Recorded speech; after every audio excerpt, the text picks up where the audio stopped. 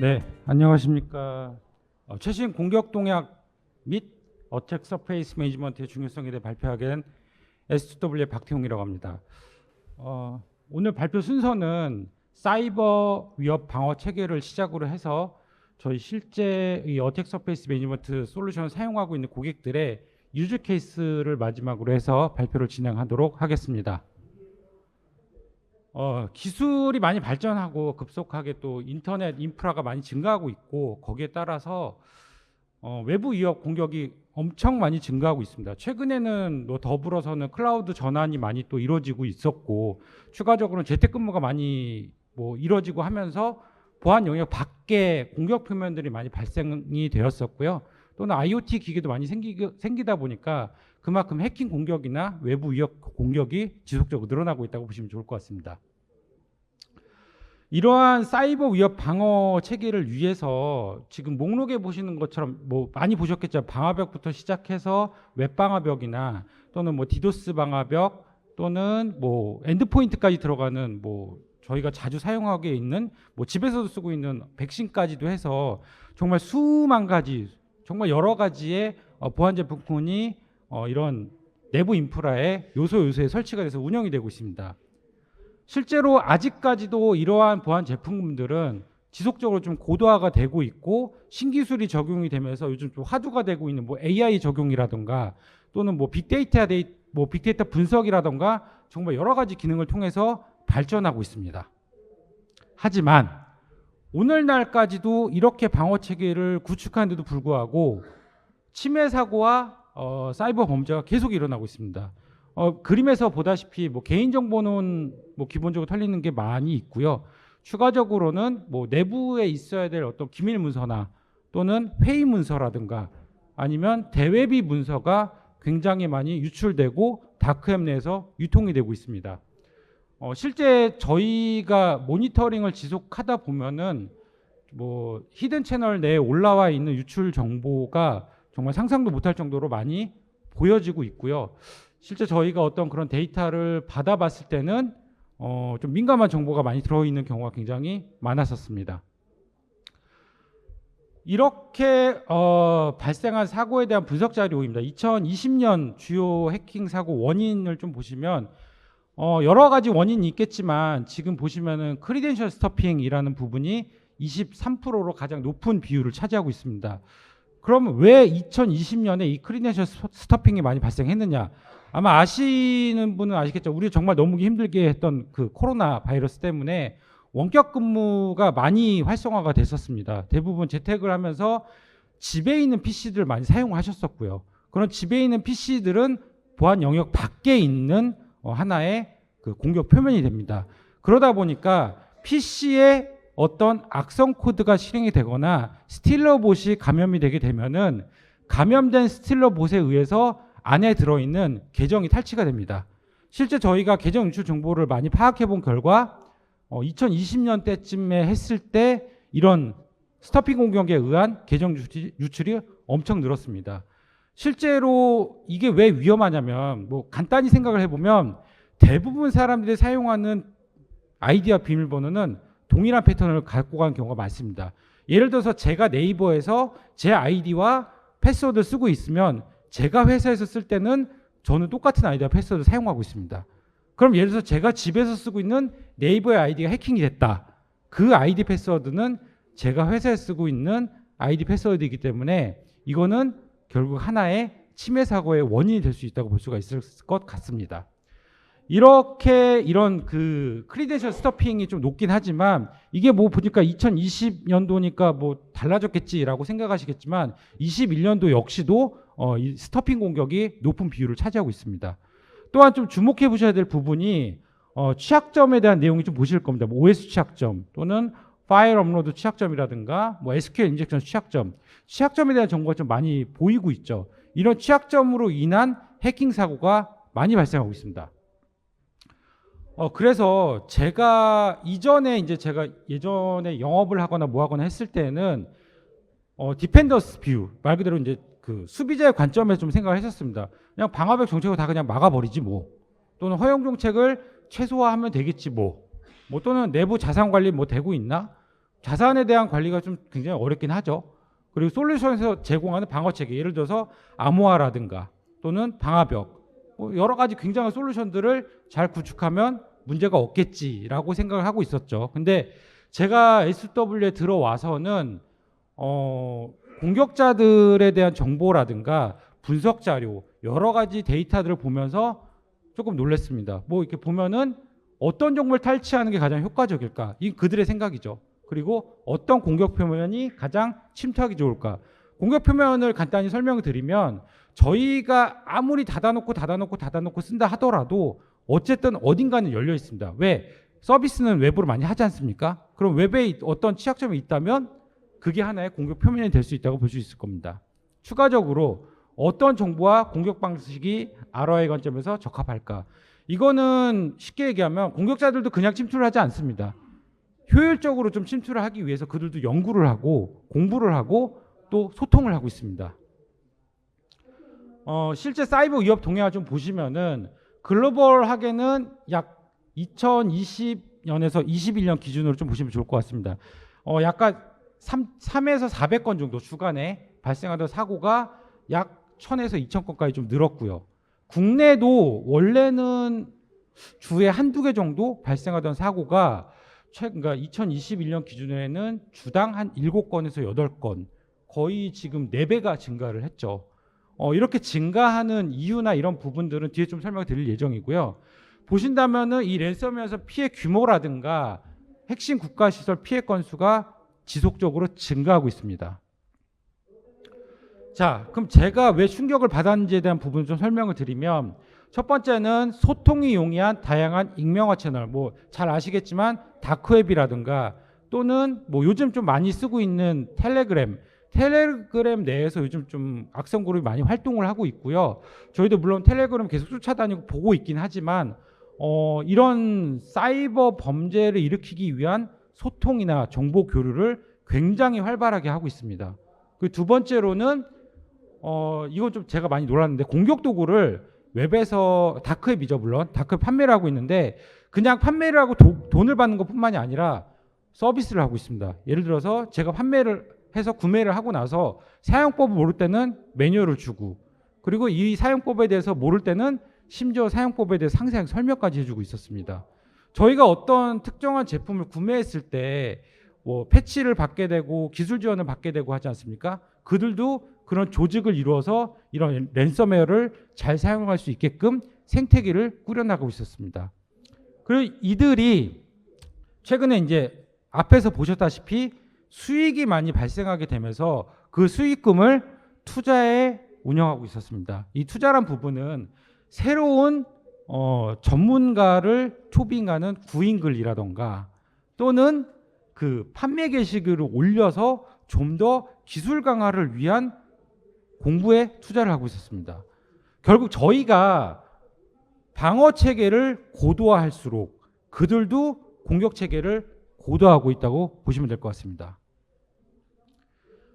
또한 또 이 부분도 좀 집중해 주시면 좋을 것 같습니다. 저희가 해커라고 생각하면 국내에도 물론 해커가 있겠지만 해외에 해커가 굉장히 많습니다. 특히 중국이라던가 저희한테 좀 정말 많은 위협을 가하고 있는, 뭐 들어보셨을 것 같은데요. 북한의 해커 그룹 중 하나가 김수키라는 그룹이 있습니다.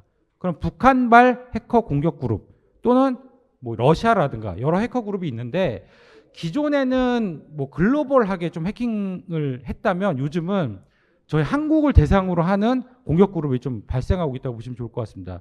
귀신 랜섬이라고 좀 들어보셨을지 모르겠지만 이게 국내에 있는 금융권이나 제약회사를 타겟으로 해서 아예 저희 국내에다가 이 악성 코드를 배포했고 실제 사고가 발생했었습니다.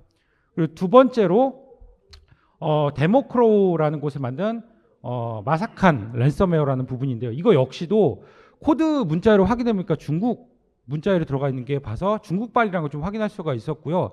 이 악성 코드 역시 국내에 있는 업체를 타겟으로 해서 조금 공격이 개시됐다고 볼 수가 있고, 그리고 마지막에 탱스네이크라는 하나의 악성 그룹이 있는데 여기 같은 경우는 아예 대놓고 국내를 타겟으로 해서 공격을 진행했었습니다. 주로 의학 쪽 이제 금융권의 웹사이트의 취약점이나 기업 AD 서버 권한을 취급하고 여기에 대한 공격을 주로 감행을 했었습니다.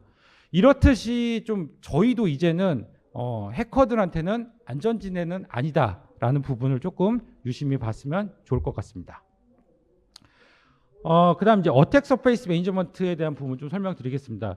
여기 위에 내용을 좀 보시면 최근 이제 아까 잠깐 앞에 언급드렸다시피 딥 다크웹으로 가속화된 그들의 이제 소통 체계죠. 소통이 막 늘어나고 반대로 저희는 또 그 어택 서페이스 매니저 말 그대로 자산이 엄청나게 늘어나고 있습니다. 앞에 잠깐 말씀드렸던 재택근무가 보편화되면서 정말 많은 관리 영역밖에 PC들이 감염이 되고 있고 또는 클라우드 전환이 늘어나고 그만큼 표면들이 많이 늘어나고 관리 자산이 늘어나고 있습니다. 그리고 아마 오픈소스나 협업툴 아마 쓰신 분들도 계시긴 할 텐데 GitHub나 이런 것들이 많이 쓰이면서 생각보다 이런 GitHub 같은데 굉장히 많은 소스들이 많이 올라가고 있습니다.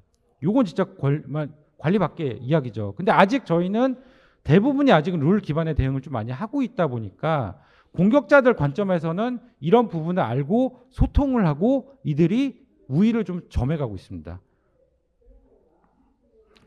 자, 그러면 이런 노출되는 자산들에 대한 관리와 평가가 이루어져야 되지 않을까라고 저는 좀 생각을 하고요. 저희 회사도 일단 이런 부분을 위해서 공격 표면 관리 서비스를 출시를 하고 서비스를 진행 중에 있었습니다. 보통 뭐 여러 가지 IP, 도메인, 뭐 웹 서비스라든가 여러 가지 정보들이 좀 노출이 돼 있을 텐데 실제로 이 해커들이 정말 좋아하는 부분이 저희가 좀 분석을 해보니 취약점을 활용한 공격이 제일 많았었습니다. 물론 외부에 노출된 소스 코드는 어쩔 수 없다 치더라도 뭐 노출된 표면을 가지고 거기에 연관된 취약점을 가지고 공격하는 경우가 굉장히 많았었고요. 이런 취약점에 대한 부분을 좀 설명을 드리자면 아마 CV 취약점은 많이 들어보셨을 겁니다. 뭐 아마 오늘 세션 중에서도 취약점 얘기와 함께 CV 취약점 얘기는 엄청 많이 나오고 있었을 거고 증가 추세를 보자면 2018년부터 2022년까지 약 2만 1,000개에 다다르던 CV 취약점이 현재 2022년 기준으로는 3만 3,000개까지 늘어서 발표가 되었습니다.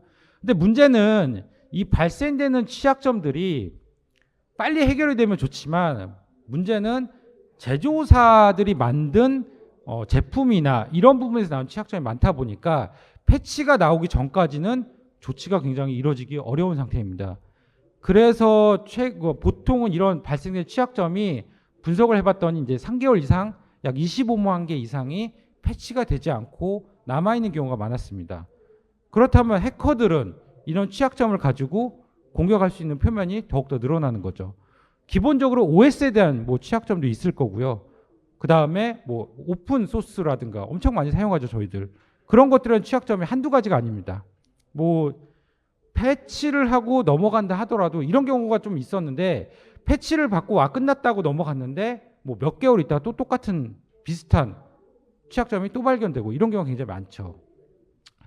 거기다 이런 많은 취약점들에 대한 부분 중에서 이제 CVSS 점수가 뭐 1점에서 10점까지 매겨지는데 7.0 이상의 고위험 취약점이 21년도에만 3,900개가 넘게 나와 있었습니다. 물론 현재 올해도 계속 발표되고 있는 CV 취약점 보면은 조금 되게 위험한 취약점이 많았고요. 혹시 만약 CV 취약점 모르시는 분들이 계시다고 하면은 작년 초에 많이 보셨던 그 로그4j 이슈 많이 아시죠? 그것도 CV 취약점 중에 하나입니다.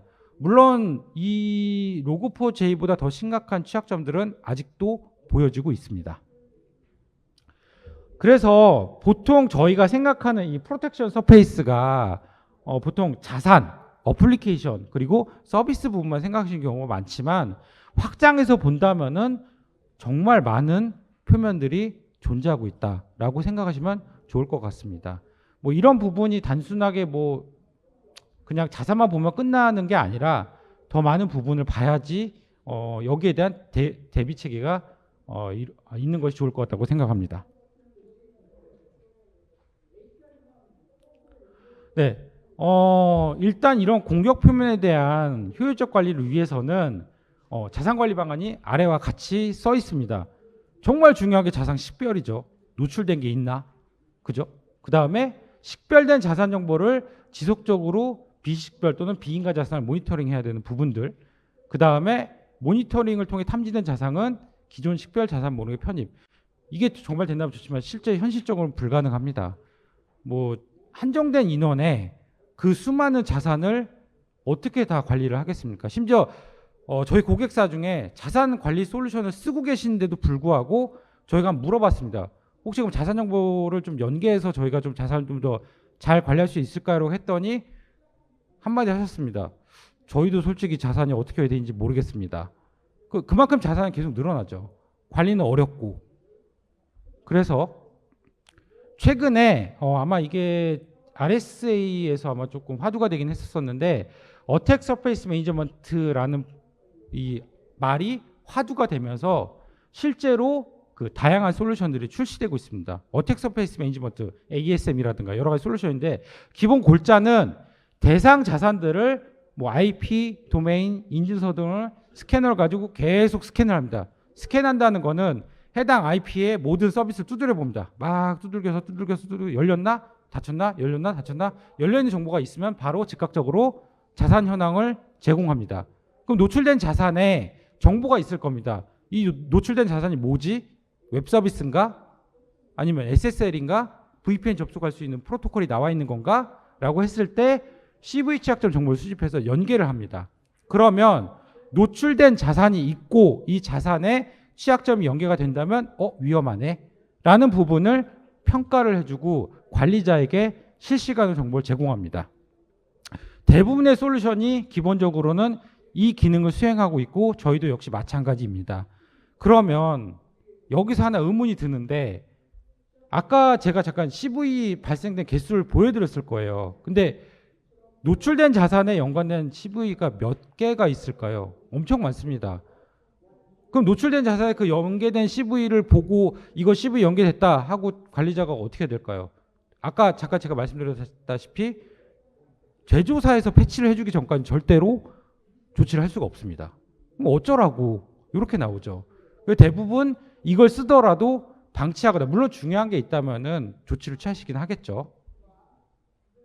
그래서 저희가 생각한 부분은 어택 서페이스 모니터링의 매니지먼트가 되겠네요. 추가적으로는 사이버 스레트 인텔리전스. 저희 같은 경우는 단연간에 멀웨어에 대한 분석이나 악성 그룹에 대한 프로파일링 정보를 많이 가지고 있습니다. 악성 그룹이 쓰기 좋아하는 취약점이 뭔지, 그들이 사용하고 있는 악성 코드는 무엇인지, 그리고 그 악성 코드를 막을 수 있는 탐지룰을 저희가 가지고 있습니다. 그렇다면 어택 서페이스 매니지먼트의 사이버 스레트 인텔리전스 정보를 합쳐서 정보를 제공하는 거죠. 예를 들어서 A라는 공격 표현이 발생을 했고 거기에 B라는 취약점이 발생했습니다. 그 취약점 정보를 찾아보니 이거 어디 예를 들어서 김숙희가 주로 사용하는 취약점이네.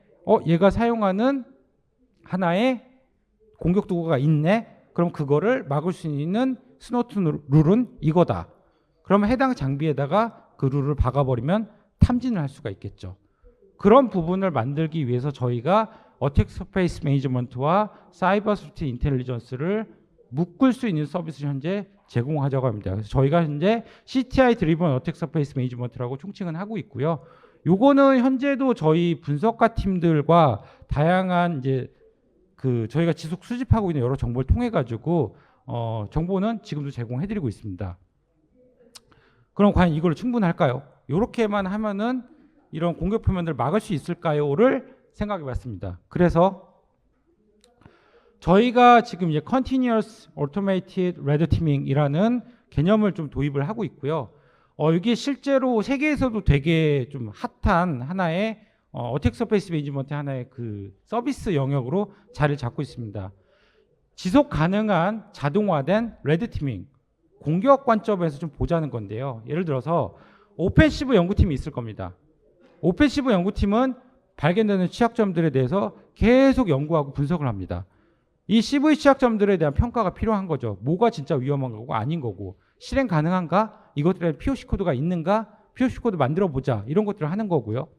그리고 고객사들에게 나오는 노출 자산이 나옵니다. 거기에 대한 위험 평가와 몰래 모의 해킹까지 해봅니다. 해킹 뭐 들어가는 건 아니고요. 실제로 발견된 취약점을 적용해서 되나 안 되나를 파악해 보는 거죠. 그럼 거기에 대한 결과를 보고하고 개선안을 담당자에게 제시를 합니다. 그럼 담당자 여기서 한 번이 끝나는 게 아니라 또 한 번 요청하는 거죠. 다시 한번 요거 저희 개선했는데 한 번 더 봐주세요. 그럼 또 저희는 계속 발견된 취약점을 보고 거기에 대한 평가를 하고 해킹을 수행하고 자산 정보에 대한 개선안을 제시를 하는 거죠. 이런 서비스가 정말 중요할 거라고 생각합니다. 물론 여기에다가 이제 앞에 설명드렸던 CTI 드리븐 ASM이 가미되면 더 좋겠죠. 그래서 저희가 최종 생각하는 부분은 이 CDA 플러스 카트 개념을 합친 어택 스페이스 매니지먼트 서비스가 제공이 되어야 된다고 생각합니다. 이게 왜 중요하냐면 실제 정말 기업에서는 다양한 오픈 소스도 쓰고 계시고 OS도 쓰고 계시고 한데 너무 많은 취약점에 대해서 이게 진짜 위험한지 아닌지 판별하시기 너무 힘드실 겁니다. 그래서 그런 부분들을 오펜시브 관점에서 좀 더 빠르게 공격 표면 관리를 통해서 평가하고 거기에 대한 실질적인 이해를 제공하면서 조치를 빠르게 취할 수 있다고 보시면 좋을 것 같습니다. 하다 보니까 조금 빨리 끝날 것 같네요. 네. 일단 마지막으로 제가 유즈 케이스 3가지를 좀 보여드리면서 끝내도록 하겠습니다. 첫 번째는 저희가 POC를 하다가 좀 발견해낸 하나의 사례입니다. 저희가 뭐 POC를 할 때 고객한테 받는 부분은 IP 정보 또는 도메인 정보, 인증서 정보를 받는데 저희가 스캐닝만 하는 것뿐만이 아니라 GitHub라든가 뭐 바이러스 토탈 갔는데도 모니터링을 합니다. 근데 실제 저희가 고객사의 코드명이 포함되어 있는 그 문자열을 저희가 GitHub에서 찾았습니다. 근데 단순하게 올라와 있는 건 문제가 안 되는데 물론 이것도 위험하죠. 근데 인증 토큰이 진짜 들어가 있는 걸 확인을 했고요. 이 인증 토큰이 유출이 돼 버리면은 아예 소스 코드부터 해서 접수 정보까지 다 유출이 되기 때문에 즉각 저희가 POC 중인데도 불구하고 담당자한테 이 내용을 안내드렸습니다.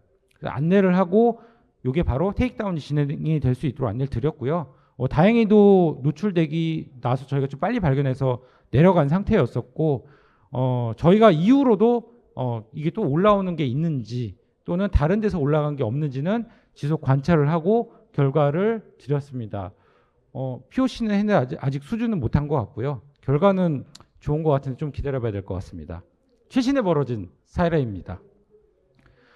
자, 그다음 유즈 케이스 2번째입니다. 저희 실제 고객사에 있던 정보인데 인프라 구성 정보 말 그대로 이제 VM웨어의 접속 페이지가 올라가 있었었는데 그것만 올라가 있으면 문제 안 됐겠죠. 근데 찾다 보니까 그 계정 정보하고 비밀번호 정보가 다 들어가 있는 페이지까지 노출이 돼 있었습니다. 말 그대로 그 계정 정보가 확인이 된다면 결론은 이 VM웨어에 접속을 해본다면은 인프라 정보가 다 노출이 되는 거였죠. 그래서 결국은 바로 이것도 보자마자 저희가 담당자한테 메일을 보내고 유선 연락을 드렸습니다. 아마 저희가 이게 새벽이었던 걸로 좀 기억을 하고요. 그렇게 하고서 이 서비스를 빨리 내리도록 안내를 드렸고 그날 새벽에 당일날 그 포트가 닫힌 것을 확인을 했었습니다. 이게 올라온 거는 이제 테스트 서버로 올린 거였었는데 뭐 직접 직원분이 올리신 거니 서드 파티가 올린 건지는 확인은 뭐 못했지만 그래서 이런 부분들에 대해서 앞으로는 좀 관리를 어떻게 할 수 있도록 공고 사항까지도 저희가 제안을 해드렸었습니다. 자, 마지막입니다. C 고객사인데요. 여기도 좀 위에와 똑같은 사례이긴 했었습니다. 근데 이거는 똑같은 사례이긴 했는데 서드 파티에서 올린 자료가 심지어 이제 비밀번호하고 접속 정보가 모두 포함돼서 그냥 오픈쉘 자체가 다 올라가 있던 사례가 있었었고요. 이거 같은 경우는 조금 뭐 고객이 전혀 알 수가 없었죠. 왜냐하면 고객이 올린 게 아니라 뭐 협력사 쪽에서 올린 거기 때문에 이건 결국은 서드 파티에 의한 노출이 발생했다고 보시면 좋을 것 같습니다. 이런 사실을 알고 저희가 빨리 안내를 드렸고 결국은 이 서드 파티 업체로의 시정을 좀 할 수 있도록 좀 안내를 드렸었고요. 네, 그리고 테스트 서버의 관리 방안도 똑같이 안내를 드렸습니다. 우선 마치기 전에 시간이 조금 남아서 저희 회사 자랑을 조금 하고 내려가겠습니다.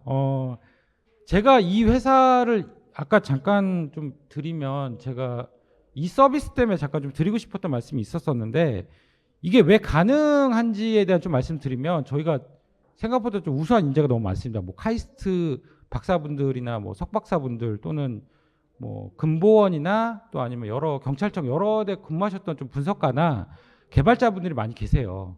그래서 솔직히 저도 이 회사를 입사할 때 좀 망설였습니다. 뭐 이 회사에 이렇게 박사가 많아. 이래서 좀 놀라고 소통이 어려울 거라 생각을 많이 했는데 제가 좀 한 9개월 정도 근무를 했습니다. 근무하면 느낀 거는 진짜 열심히 열정 가지고 일하시고 계시고 자유로운 분위기 속에 다들 웃으면서 떠들고 회의하고 정말 자유롭게 즐겁게 일하고 있습니다. 그 모습 보고 나서 느낀 거는 가능하구나 라는 걸 좀 느꼈고요. 그리고 저희 뭐 박사님들이나 뭐 우수한 인재분들이 생각보다 굉장히 많이 해맑으세요. 해맑으시고 또 고객분들한테 잘해주시고 저희 고객분들이 만족도가 굉장히 높으십니다. 그러다 보니 재계약도 좀 많이 하고 있고요. 추가적으로 이런 뭐 새로 출시된 이게 아직 출시가 완전히 된 건 아니고 현재 출시 중에 있습니다. 이 서비스를 적용해서 좀 더 발전되는 서비스를 저희가 제공하고자 합니다. 어쨌든 긴 시간 동안 발표 들어주셔서 감사합니다.